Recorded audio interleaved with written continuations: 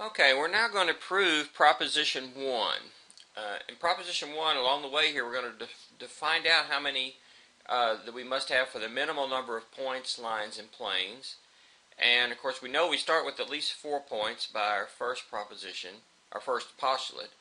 And then we're going to find out how many lines and planes that has to generate at least at a minimum. So, remember, we're basing this on this set of postulates. So we can use these things. Since this is our first proposition, we have no other propositions that we can draw from. But we can use these postulates and definitions in our proof. And it is an existence postulate, so there's no hypothesis to this theorem. If the theorem was a if-then form, if hypothesis then conclusion, our first step would probably be to restate the hypothesis of the theorem and just say that it was the given hypothesis for the justification. However, if it's an existence theorem, we have absolutely no place to start except with a postulate, and all the postulates are in essentially if-then form, except for an existence postulate. So our only choice that we have to start with, if you look back here at our postulates, is postulate 3. This is the one that says that we actually have something that exists. The others only say something exists if other things exist. So we start with postulate 3 that says there exist at least 4 distinct non-coplanar, non-collinear points, A, B, C, and D. So we've illustrated that over here to the side, and we have these points. Notice how we set up our proof. We're going to have our step number over here, which is going to be an action button. When we press on that action button, the statement and justification are going to appear, and the illustration of the model that we are thinking about is going to appear over here on the right. If we add something to that model, the additional things will show up when we hit the next button. So now that we have some points, what can we say? Well, let's look back at our postulates here.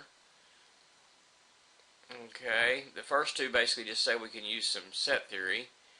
So we've used the postulate 3. So every plane contains at least 3 non-collinear points. Well, we have to have a plane before we can use that, so we don't have a plane yet. Every line contains at least 2 points. Now be sure we have this in the right direction. This says if we have a line, then we get 2 points. We don't have a line yet. What about 6? If we have 2 distinct points, then there exists a line containing both of them. Okay, we can use that because we have a line containing those 2 points. Okay, so let's go back, and now we can take these and generate some lines. Well, to get lines, we need to have pairs of points. So let's look at how many pairs of points we have. We have actually 6 pairs of 3 points, and we can list them out: AB, AC, AD, BC, BD, and CD.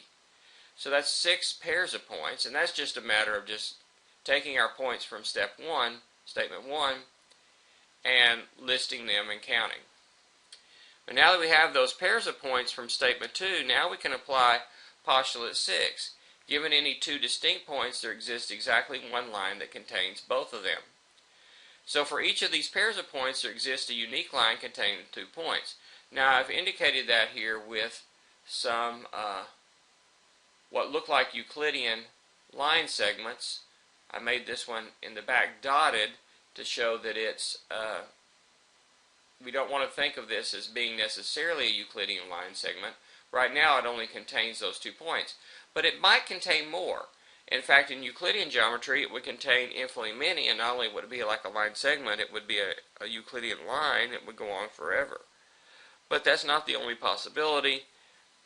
So far, all we know is that it has to have at least these 2 points. Now, so far, we don't know that these might not all be the same line, or that 2 of these might be the same line. What we do know is there's not another line that contains points A and D, for example. But we don't know that this is 6 different lines. In fact, it will be, but we have to prove that. So when you're writing these proofs, especially these proofs this week, you have to be very, very careful that that you actually prove every little thing that is there, and we have to be sure that you don't assume something that's not there. For example, don't assume that these are actually 6 different things until we can prove it. Now what? Well, we want to show somehow that these are the same, that these are 6 different lines. So what are we going to do next? Well, let's suppose that 2 of them are not the same line. I mean, that they are the same line, that they're not unique. So we have a supposition here, and this is going to be, so suppose that 2 of these are the same. So suppose that A, B, and C, D are the same line. So for example, we might illustrate it like this. Suppose those are actually all on the same line. Well, I mean, at the first glance, it doesn't look like that's a problem. It's certainly not a problem with postulate 6. Okay, so let's go with this argument for a while and see if we reach a contradiction. In fact, that's what we're going to do.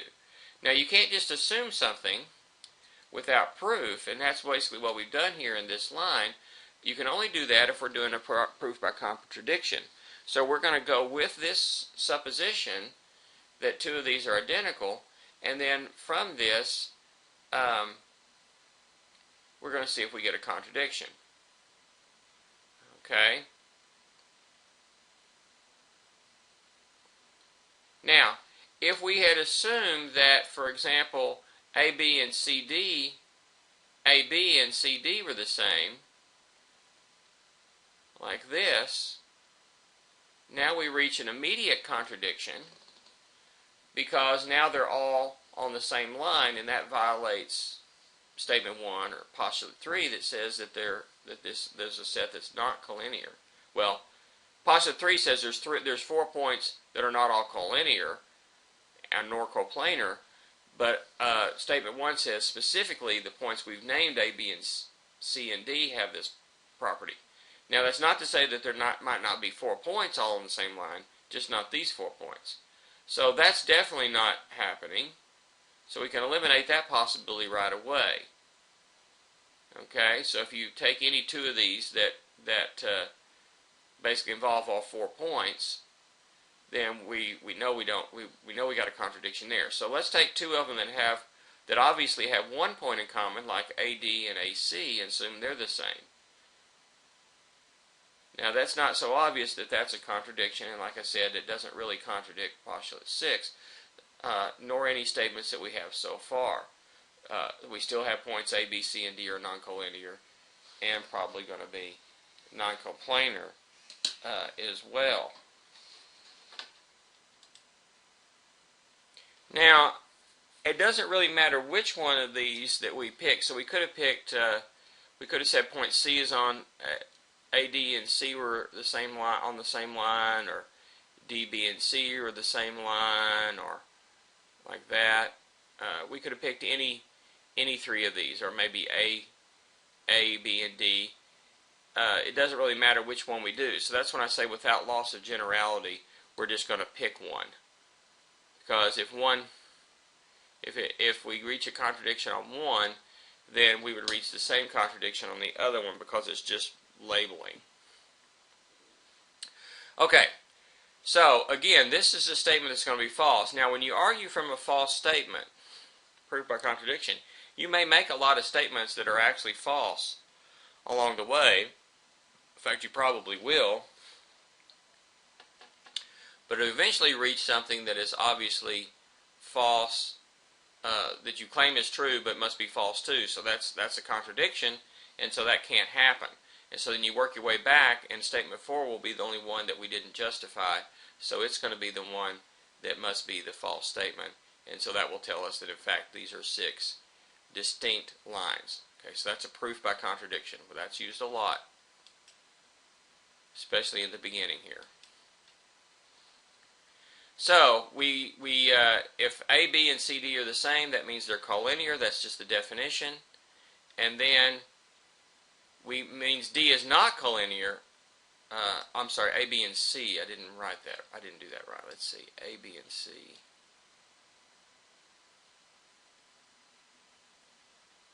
There we go. That's the picture we're looking at. A, B, and C are all the same line. Okay. So some picture that looks something like that. So point D is not collinear with A and B, because if it were, then that would contradict statement 3 and the fact that A, B, and C are already collinear, so they would all be on the same line. Okay. And if D was collinear with A and B, okay, that would be on the same line as A and B, but there's only one line, and it already contains C, and that's everything, so that's no good. So we're putting those in combination. Next, so we have a set of 3 points which are definitely non-collinear, and so exists exactly one plane containing them, plane A, B, and D, which I've kind of shaded here.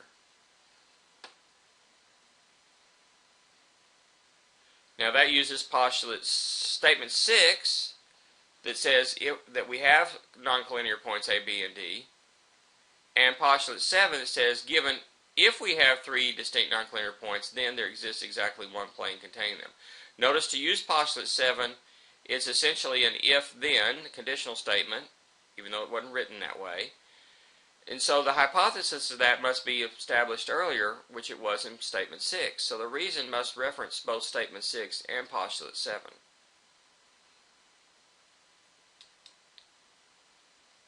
Now, we know that all of line AB is in plane ABD because we have the plane from statement 7, including A, B, and D.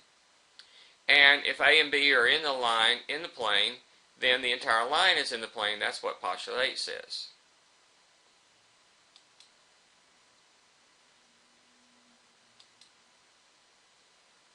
But wait a minute, but line AB contains point C. So C is on the line, and the whole line is in the plane, and so that means that A, B, C, and D are all in one plane. However, now we have a problem, because statement 1 says there are 4 points A, B, C, and D are non-coplanar. Statement 9 says A, B, and C, and D are coplanar. Well, that's a contradiction. So I kind of colored these statements here. These are the statements here that came from the blue.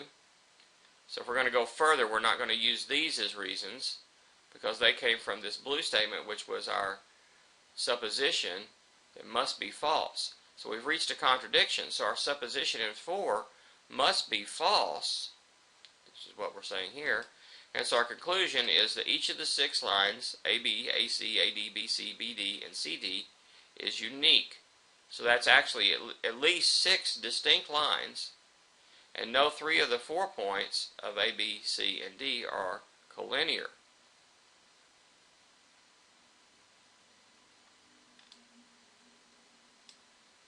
Alright, so we've got at least 6 lines. Well, how many planes could we have now? Well, since no 3 of the 4 points are collinear, then ABC is a non-collinear set, ABD is a non-collinear set, ACD and BCD, those are the 4 possible sets of 3 points, and there exist planes containing each of those 3 sets. So again, we need to show that these are unique. That's going to be pretty easy to do. But postulate 7 says given any 3 distinct non-collinear points, there exists exactly one plane containing them. To use that, we must have sets of 3 non-collinear points, and we already know in statement 10 that any 3 are non-collinear.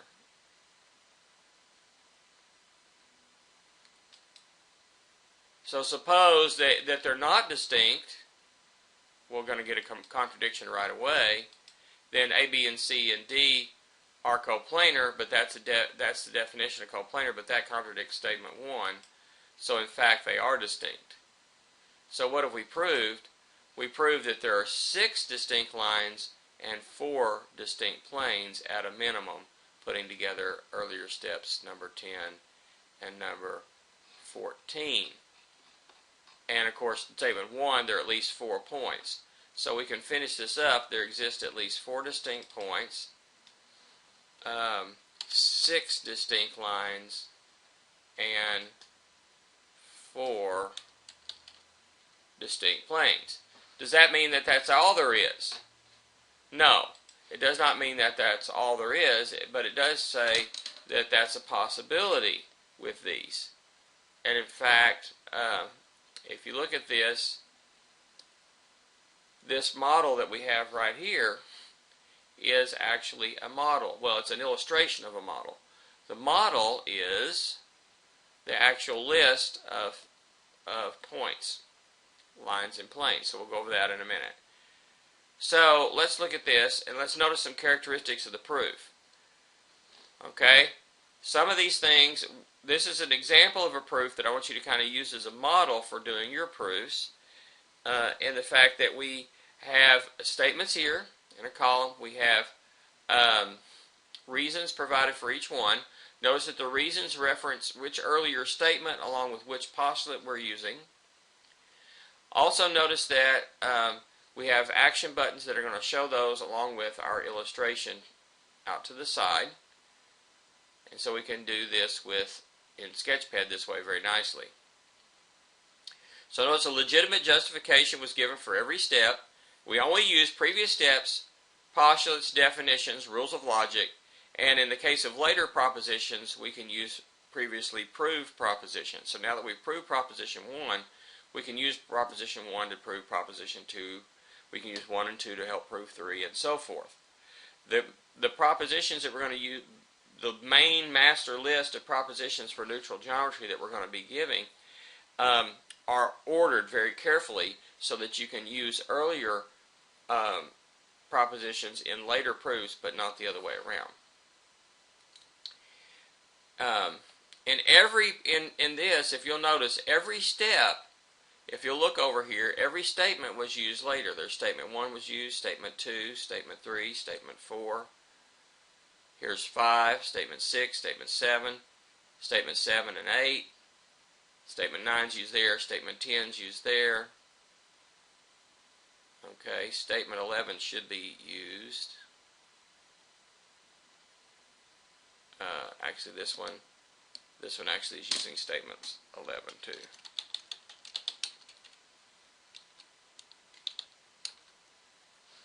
Okay, because we actually have to have some planes to assume anything about them, to assume that they're distinct. So we're actually using statement 11 there, statement 12, statement 13.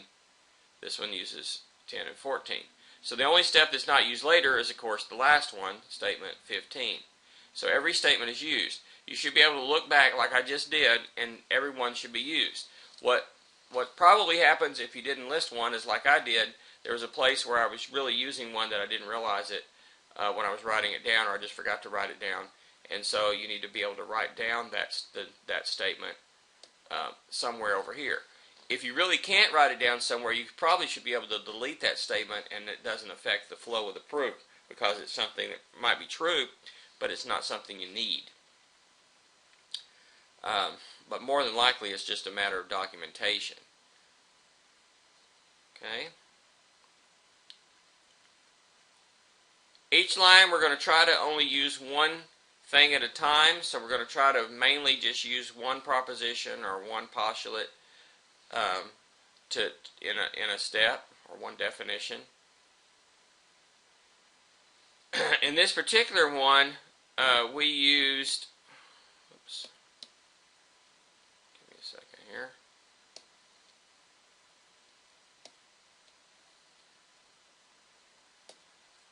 In this one, we used postulates 2, 3, 5, 6, 7, and 8, you may notice. And really, postulate 1 was inherent in our language as well. So it takes an interplay among all these postulates to get the results that we have above. And an interesting exercise is to develop a model satisfying all but one of these postulates. In the model, the proposition above could be false. So if we wanted to, we could go through, and if we didn't have postulate, say postulate 7, but we had the others, we could get a model where 7 was false and the others were true. That would show that 7 is independent of the other postulates, and we could do this one at a time. In this one, so far, we didn't need postulate 4 and 9, So it's probably possible that we could build a model in which 4 and 9 are actually false, but these are actually true, and this theorem would be true in that system. At the end of the proof, we put this little black, right here, we put the little black box there, a little black square. Okay, and that's going to stands for, I'm going to probably butcher the Latin here, quod erat demonstratum, often abbreviated QED, which is Latin for which had to be demonstrated, or what was required to be proved. And so this signals that, yeah, we've successfully completed the proof, it's done, we proved the whole thing. Or, as Porky Pig might say, that's all, folks. So note that we have proved that there exist at least 4 distinct points, 6 distinct lines, and 4 distinct planes for any geometry that satisfies the postulates on the previous page. What we have not guaranteed is that these are all of the points, lines, and planes, but we have not established that there are any more than this. And so this is definitely not a categorical system of postulates, because there are multiple geometries that satisfy these incidence postulates. For example, standard Euclidean geometry satisfies all these postulates, and it's going to contain infinitely many points, infinitely many lines, and infinitely many planes. On the other extreme, we have a model that contains of exactly 4 points, 6 lines, and 4 planes, and we basically already built the thing, as you see in the picture here, and they're the ones that we generated in the proof. And so our model becomes the set of points is the set A, B, C, D. The set of lines is the set containing the sets AB, AC, AD, BC, BD, and CD. Each one of those is a line, and the set of lines is a set of sets. Set of planes is also a set of sets, and so the set of planes is the set ABC, the set ABD, the set ACD, and the set BCD. And the set containing all those is the set of planes. So, when you give a model for a finite geometry, this is what you mean. You mean list the set of points. If there are any lines, you list the set of lines. And if there are any planes, you list the set of planes. So you want to think of this sort of by definition, this is three-dimensional. Points are one-dimensional. Lines are a second dimension. And then planes exist in a three dimension, sort of by definition. We could actually put these all in one Euclidean plane. Okay, and so if you could put these in a Euclidean plane, then these symbols here don't, like this what looks like a Euclidean line segment is not really a Euclidean line segment. It just indicates that these are the same, on the same line. In fact, they are the line in this model that we just have. So, for example, this dotted line and this one here do not actually intersect.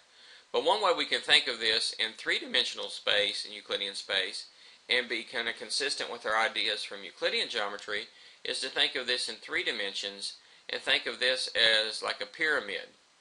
And so we have these as the vertices of the triangular pyramid. For example, if these were all regular triangles, equilateral triangles, then this would be what we call a regular tetrahedron. But we have this pyramid here, and we have the 4 vertices as the 4 points. Now again, all it is those 4 points. But if we have these 2 points, they make a line. So when are 2 points on a line? Well, any 2 points are on a line, but if it's on the same edge, it's a line. And of course we have 6 edges, so we have 6 lines. And then a face, like this one back here, would be a triangle in Euclidean geometry in its interior, but here it's just going to be the three vertices. But if they're on the same face, that's a plane. They're in the same plane, and so that would be. So this would be consistent with Euclidean geometry in the sense that if the 2 points are collinear in Euclidean geometry, they're collinear in the finite geometry, and if they're coplanar in Euclidean geometry, they're coplanar in the finite geometry. So you can think of that as a 3-dimensional figure.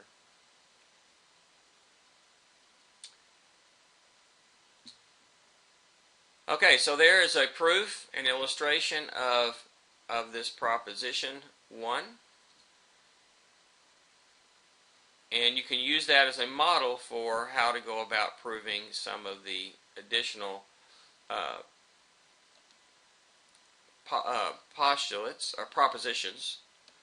So task 2 is to prove this one. And notice I've already kind of set this box up. Now, does this mean that this is the right number of steps? No, not necessarily.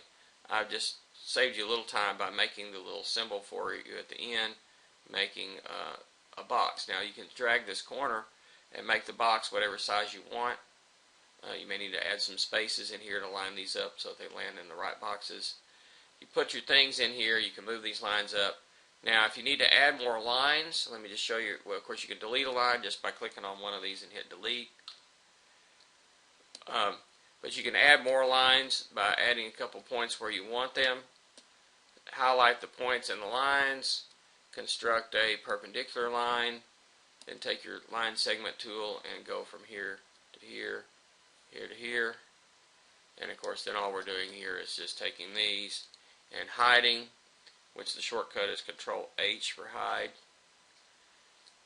And at least in Windows, it's Control H. And so that gets you some more lines in your table if you need them. Okay?